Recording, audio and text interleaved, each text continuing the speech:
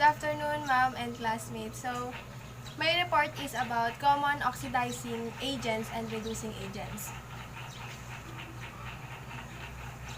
So, let's define what is oxidizing agents and reducing agents. So, oxidizing and reducing agents are key terms used in describing the reactants in redox reaction that transfer electrons between reactants to form products. So, while an oxidizing agent is gaining electrons and is reduced in a chemical reaction, a reducing agent is loses electrons and is oxidized in a chemical reaction. And now, let's proceed to the meaning of oxidizing agent and reducing agent individually.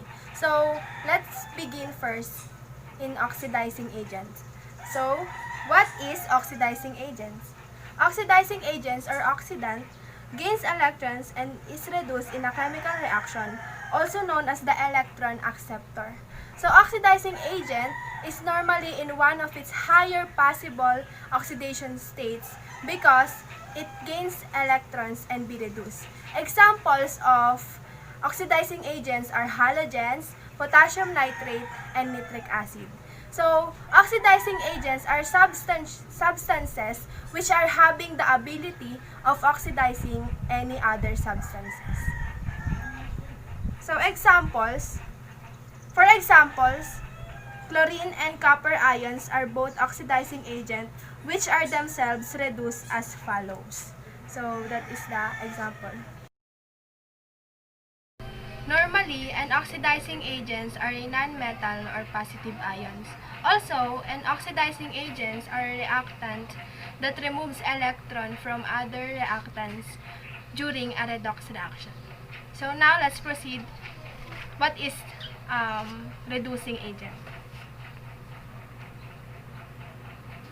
Reducing agents or reductant loses electrons and is oxidized in a chemical reaction. Reducing agent is typically one of its lower possible oxidation states and also known as electron donor. A reducing agent is oxidized because it loses electrons and in a redox reaction. So, examples of reducing agents are earth metals, formic acid, and sulfate compounds. So, here's the example of reducing agent. For example, sodium is a reducing agent which is self-oxidized as follows. The strongest reducing agents are alkali metals as they have low electronegativities and loses electrons very easily. Some molecules such as carbon monoxide are used in chemical industry as they are the one who helps extract metals. So here's the illustration of reducing agent and oxidizing agent so we can easily understand what it is.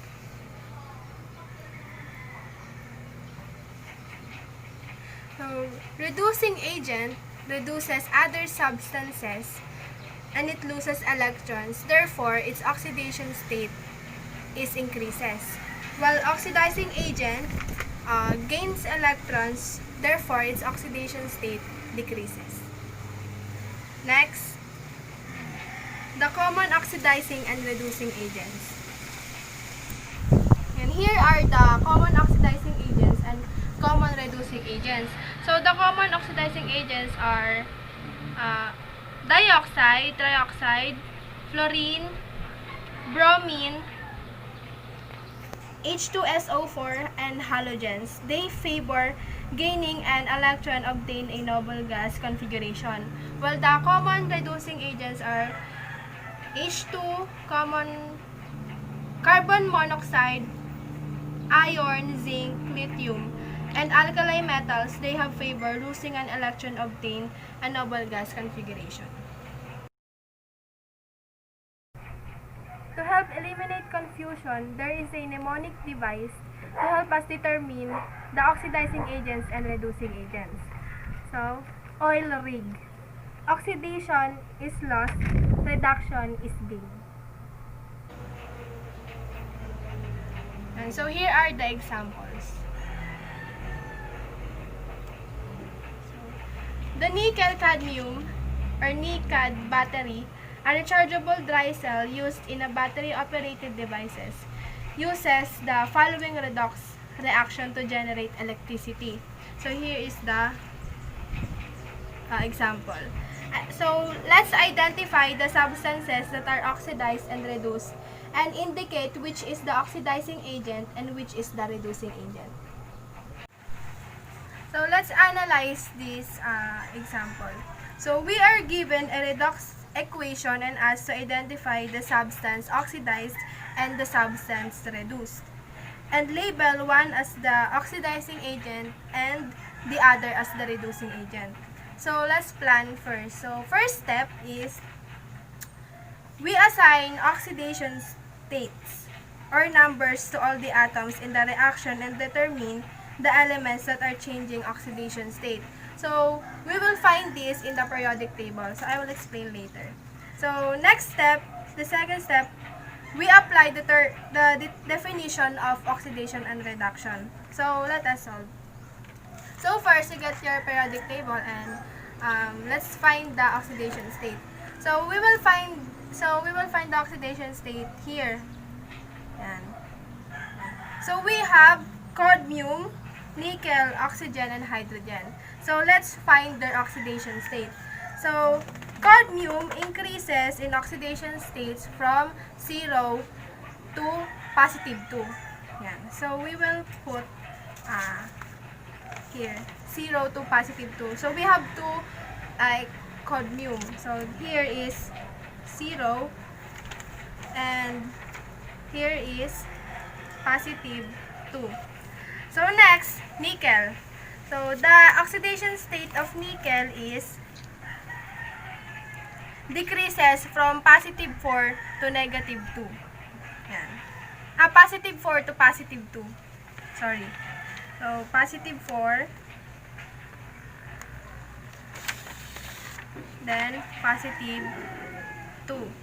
So next, let's find the oxidation state of oxygen. So the oxidation state of oxygen in the periodic table is negative 2. So we will write all negative 2 to the oxygen.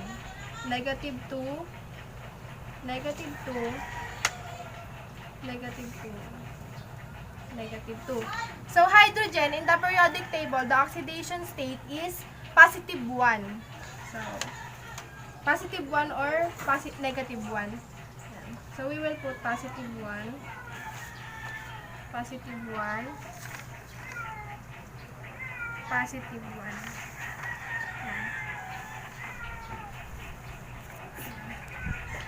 Because of the cadmium atom increases in oxidation state, it is oxidized, loses electrons, and therefore it serves as the reducing agent. So the cadmium serves as the reducing agent. And the nickel atom decreases in oxidation state as NiO2 is converted into NiOH2. Thus, NiO2 is reduced, gain electron, and therefore it serves as the oxidizing agent. So the NiO2 serves as the oxidizing agent and cadmium as the reducing agent. So let's proceed to other example. The next example, the equation shows a simple redox reaction which can obviously be described in terms of oxygen transfer. So we have copper oxide plus magnesium to copper plus magnesium oxide. So copper oxide and magnesium oxide are both ionic. The metals obviously aren't. If we write this is an ionic equation, it turns out that the oxide ions are spectator ions and you are left with this. So here is the equation. So copper oxide and copper are reduction by gain by gain of electrons. Tas magnesium are oxidation by loss of electrons. So if we look at this equation, the magnesium is reducing the copper ions by giving them electrons to neutralize the charge. So the magnesium is the reducing agent. Yan. Looking at the other way, the copper ions are removing electrons from the magnesium to create the magnesium ions. So the copper ions is the oxidating or oxidizing agents. So again, the copper ions are the oxidizing agents and the magnesium is the reducing agent. So let's have last example. So we have chlorine and bromine. So first, we will identify the reducing and oxidizing agents in balanced redox reaction. So first we will find the oxidation half reaction. So the oxidation state must be -1 to 0. And the reduction half reaction naman is 0 to -1. So first, let's find the oxidation half reaction. So the oxidation half reaction here is 2Br negative aqueous and Br2 aqueous. Yan. So ito yung oxidation half reaction. Oxidation half reaction. Then, the reduction half reaction naman is ito. Ito, chlorine and 2 chlorine negative. Yung reduction half reaction. So, B negative loses an electron. Yan, kasi may negative kaya na-lose siya ng electron. Then, it is oxidized from Br negative to Br2. Thus, Br negative is the reducing agent, while Cl2 gains electron. Yan. Gains electron, it is reduced from chlorine negative to chlorine. The Cl2 is the oxidizing agent. So again, the Br negative is the reducing agent and the Cl2 is the oxidizing agent. So lastly, let's proceed to the application. The application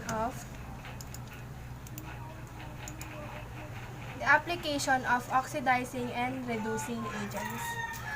Oxidizing and reducing agents are important in industrial applications. They are used processes such as purifying water, bleaching fabrics, and storing energy such as in batteries and gasoline. Oxidizing and reducing agents are especially crucial in biological processes such as metabolism and photosynthesis. Also, trivia, oxidizing agents can also kill viruses and bacteria. So, thank you. And that's all my report about common oxidizing agent and reducing agent.